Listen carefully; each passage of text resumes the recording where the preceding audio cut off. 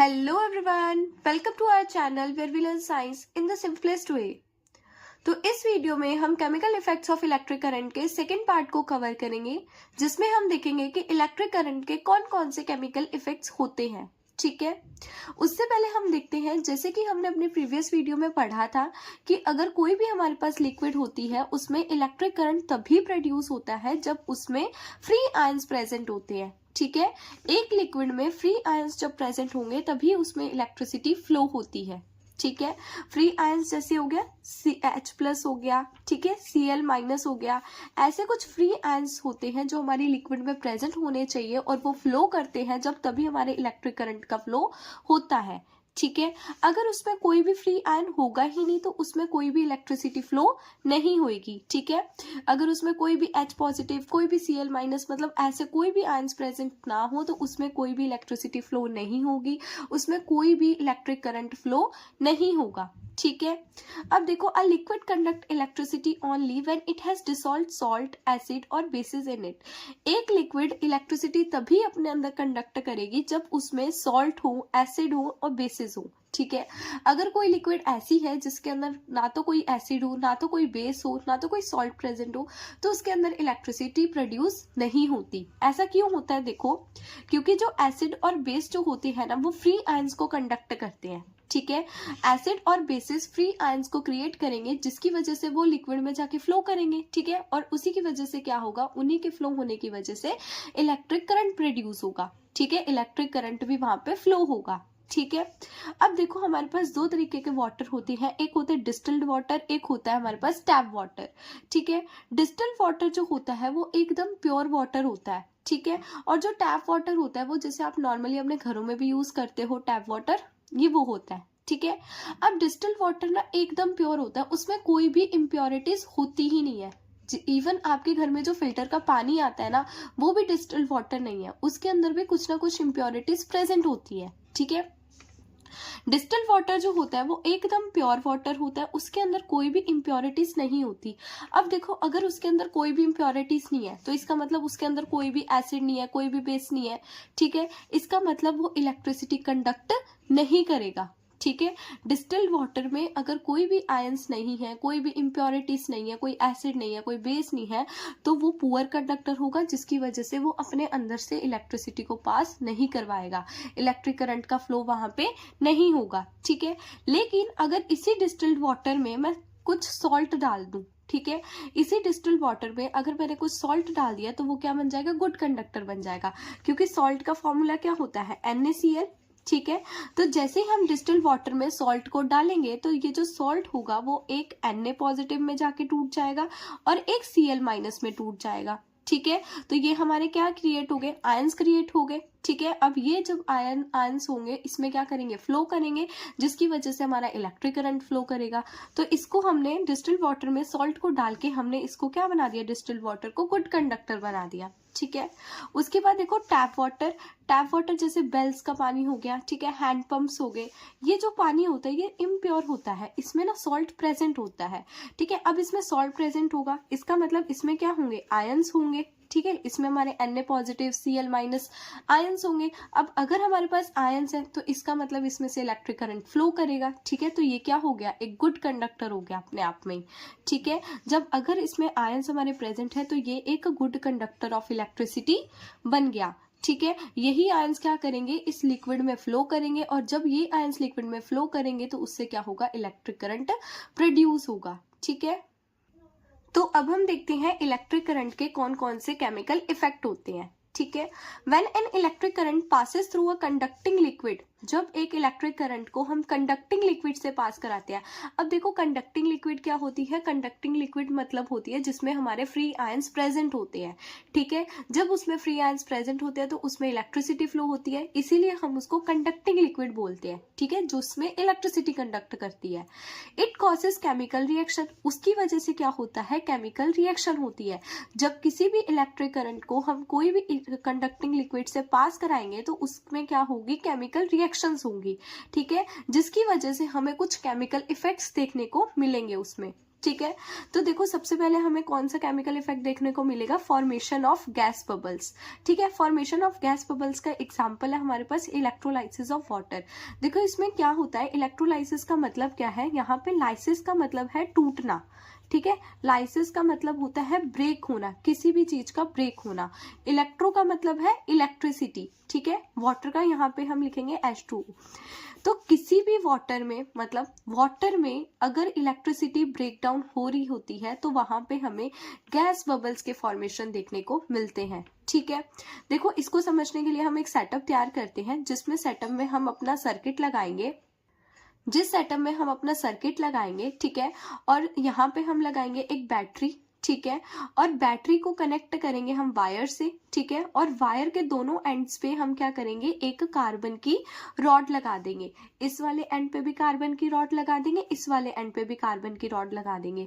ठीक है, कार्बन की रॉड का मतलब जैसे आपके घरों में कोई भी सेल होते हैं, ठीक है, उस सेल की आप आउटर कवरिंग को जब उतारोगे तो उसमें से एक ब्लैक कलर का स्ट्रक्चर आपको देखने को मिलता है, तो उसको कार्बन रॉड बोलते हैं। ठीक है, और वो कार्बन की रॉड को आपने जोड़ देना है इन वायर्स के साथ। ठीक है, कार्बन रोड्स को आपने इन वायर्स के साथ जोड़ देना है। और जब आप कार्बन रोड को, मतलब जब आपने कार्बन रोड अकेली रखी हुई है तो उसको कार्बन रॉड ही बोलेंगे। जब आपने कार्बन रोड को इन वायर्स के साथ जोड़ दिया, ठीक है, जब आपने कार्बन रोड्स को इन वायर के साथ जोड़ दिया तो अब हम इन कार्बन रोड्स को बोलेंगे इलेक्ट्रोड्स। ठीक है, अकेली थी तो कार्बन रोड्स, ठीक है, वायर्स के साथ जोड़ दिया तो इलेक्ट्रोड्स बन गया।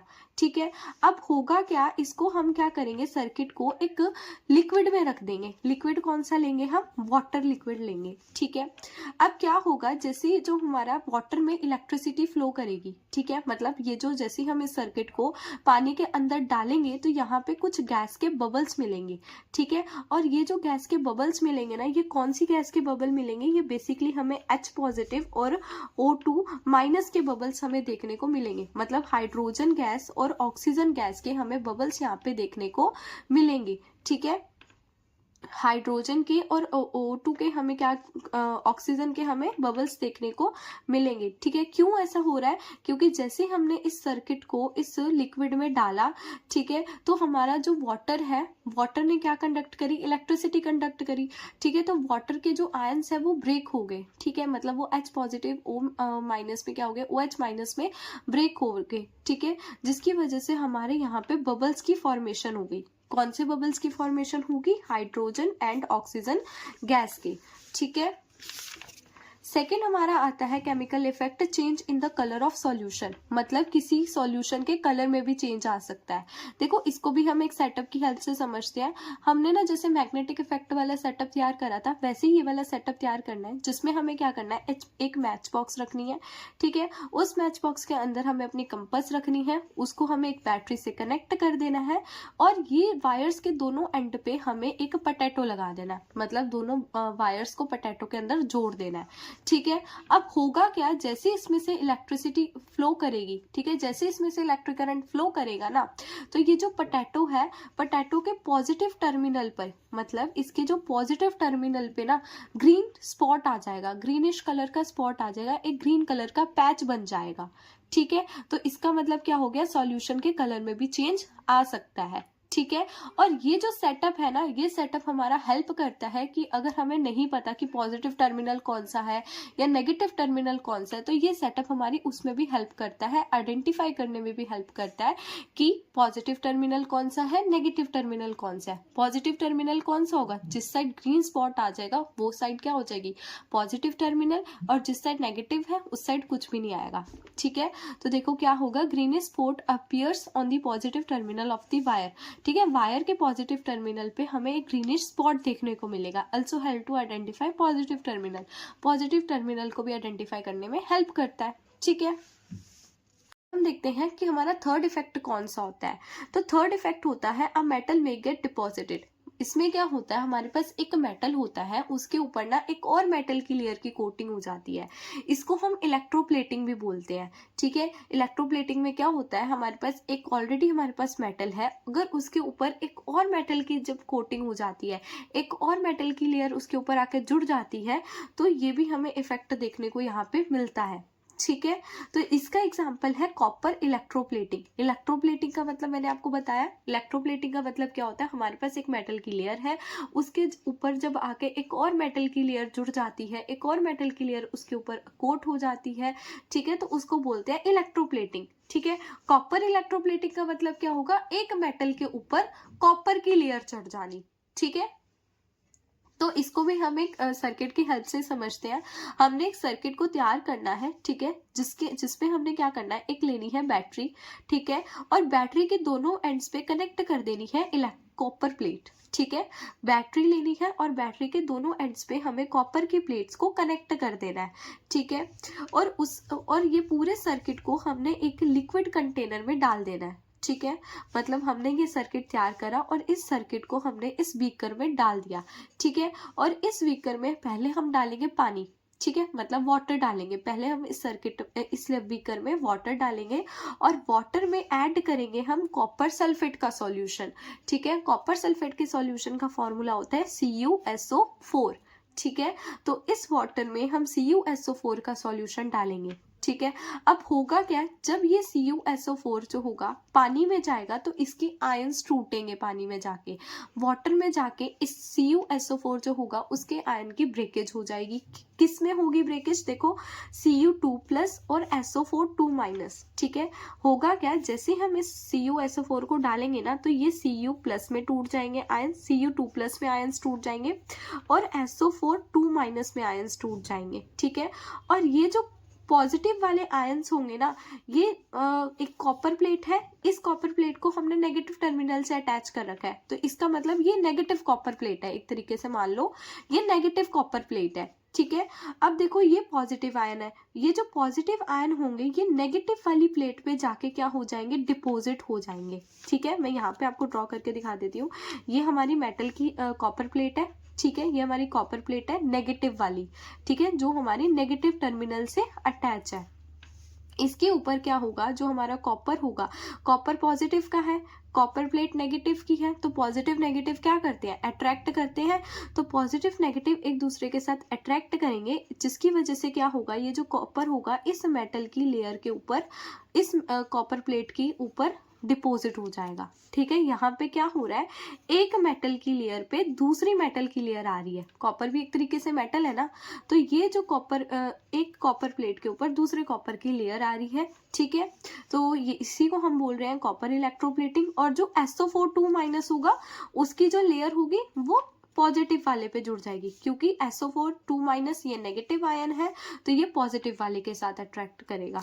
ठीक है, तो होगा क्या, इसका रिजल्ट क्या है, copper gets deposited on the negative terminal. Negative terminal पे क्या होगा, नेगेटिव टर्मिनल पे क्या होगा, कॉपर डिपॉजिट हो जाएगा और पॉजिटिव टर्मिनल पे कॉपर डिसॉल्व हो जाएगा। मतलब ये देखो, कॉपर प्लेट जो है इसके अंदर मान लो क्या है, सारे के सारे कॉपर ही तो है, कॉपर प्लेट के अंदर क्या होंगे, कॉपर होंगे, तो यहाँ से कॉपर निकलते जाएंगे। ठीक है, यहाँ से कॉपर निकलते जाएंगे, डिसॉल्व होते जाएंगे और यहाँ पे आके वो डिपोजिटेड होते जाएंगे। पॉजिटिव टर्मिनल से कॉपर आके निकलते जाएंगे और डिपोजिट होते जाएंगे नेगेटिव वाली इलेक्ट्रोप्लेट पे।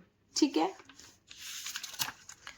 उसके बाद देखो इलेक्ट्रोप्लेटिंग क्या होती है। अब देखो इलेक्ट्रोप्लेटिंग जो होती है ये बहुत ज़्यादा इंपॉर्टेंट है आपके एग्जाम के पॉइंट ऑफ व्यू से। ठीक है, आपके एग्जाम में डायरेक्ट क्वेश्चन पूछे जाते हैं इलेक्ट्रोप्लेटिंग से, मतलब 2 मार्कर क्वेश्चन में या 3 मार्कर क्वेश्चन में कि इलेक्ट्रोप्लेटिंग क्या होती है, उसके क्या क्या एग्जाम्पल्स होते हैं और उसकी क्या क्या एडवांटेजेस होती हैं। ठीक है, तो देखो इलेक्ट्रोप्लेटिंग क्या है, it is the process of depositing a layer of one metal over another using the electricity.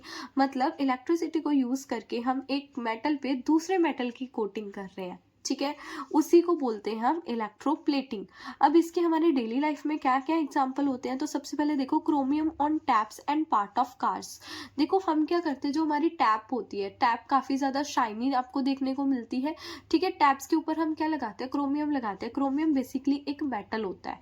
ठीक है, अब जो टैप्स होती है ना वो बेसिकली आयरन की बनी हुई होती है। ठीक है, उसको करोजन से बचाने के लिए, ठीक है, उसको शाइन देने के लिए हम उस पर क्रोमियम की क्या कर देते हैं, कोटिंग कर देते हैं। ठीक है, टैप्स के ऊपर, ताकि उस पर कोई भी करोशन ना लगे, ठीक है, और जो हमारी टैप है एकदम शाइनी दिखे, ठीक है। तो यहाँ पे क्या करा हमने, एक मेटल के ऊपर दूसरे मेटल की कोटिंग कर दी, ठीक है। सेम हम कार के पार्ट्स के साथ करते हैं।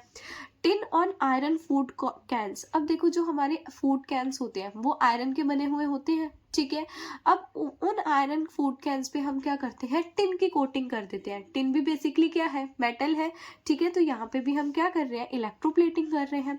जिंक ऑन आयरन, आयरन पे जिंक की लेयर चढ़ा देना। अब आयरन पे जिंक की लेयर क्यों चढ़ाते हैं, क्योंकि जो आयरन होता है उस पर करोजन जल्दी लग जाता है, मतलब आयरन पे जंग बहुत जल्दी लग जाता है, रस्ट बहुत जल्दी लग जाता है जब वो एयर के कांटेक्ट में आता है या वाटर के कांटेक्ट में आता है, ठीक है। इसीलिए हम आयरन के ऊपर जिंक की कोटिंग कर देते हैं, जिसको हम बोलते हैं गैल्वेनाइजेशन मेथड, ठीक है। इसको हम गैल्वेनाइजेशन मेथड भी बोलते हैं, ठीक है। जब आयरन के ऊपर जिंक की लेयर हो जाएगी तो आयरन जो होगा हमारा कोरोजन से भी बचा रहेगा, उस पर रस्ट भी नहीं लगेगा, ठीक है। Gold silver on jewellery, jewellery पर गोल्ड की लेयरिंग करना, सिल्वर की लेयरिंग करना, ठीक है। अब देखो इसकी क्या क्या एडवांटेजेस हैं। सबसे पहले ये रस्टिंग को प्रिवेंट करता है, जैसे कि हमने यहाँ पे देखा। मेक ऑब्जेक्ट शाइनी, ये किसी भी ऑब्जेक्ट को शाइनी बना देता है, ठीक है। सेव कॉस्ट, पैसे भी बचाता है, और मेटल्स को भी प्रोटेक्ट करके रखता है, ठीक है। तो ये आपके चैप्टर का था लास्ट टॉपिक। इसी के साथ जो आपका चैप्टर है वो खत्म होता है।